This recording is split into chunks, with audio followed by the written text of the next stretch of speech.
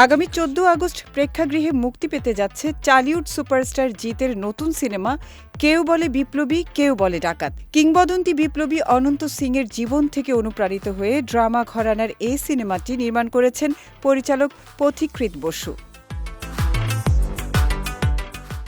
এই চলচ্চিত্রে এক রহস্যময় সাহসী ও দ্বৈত চরিত্রে অভিনয় করেছেন টলিউড সুপারস্টার জিত।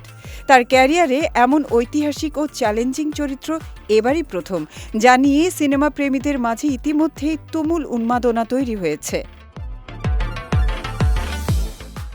সম্প্রতি সিনেমাটির একটি আকর্ষণীয় মোশন পোস্টার প্রকাশ পেয়েছে, যেখানে জিতের লুক ও রাজকীয় উপস্থিতি সামাজিক যোগাযোগ মাধ্যমে বেশ সাড়া ফেলেছে। পোস্টারে দেখা যায় দেশের স্বাধীনতা সংগ্রামের এক সাহসী যোদ্ধা হিসেবে চরিত্রটি যেমন বহু মানুষের কাছে শ্রদ্ধেয়, ঠিক তেমনি ব্রিটিশ শাসকের চোখে তিনি একজন দুর্দান্ত ডাকাত।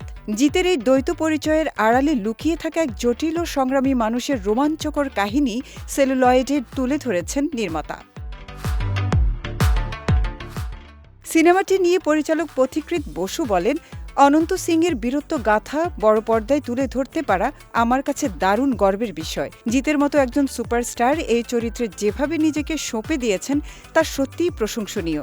এটি ইতিহাস ও নিষ্ঠার প্রতি শ্রদ্ধা থেকে তৈরি এক স্বপ্নের প্রকল্প।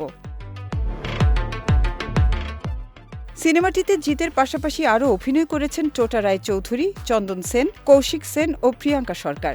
জিতের ভক্তরা এখন তাদের প্রিয় নায়ককে এই নতুন অ্যাকশন ও দেশপ্রেমের মেজাজে দেখার অপেক্ষায় প্রহর গুনছেন।